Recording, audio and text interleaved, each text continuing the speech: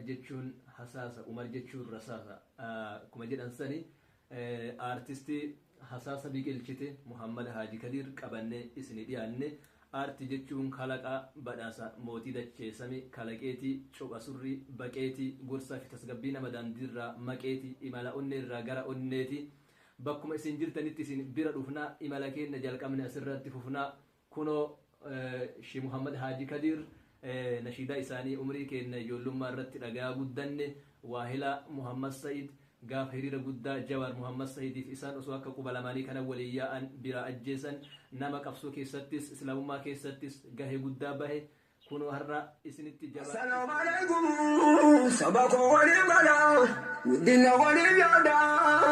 dinu wali kana kada rabbi gudda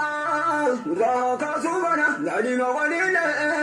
ababa duyan kada rabbi gudda raka subhana dalima wali la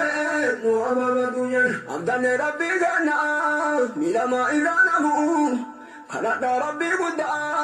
جزاك أبدان الجمهور نمتي تشيكو قاندمو نبرا آناكم هكا سوليب سوداكا وأنو تدعيكم نمتي تشيكو قاندمو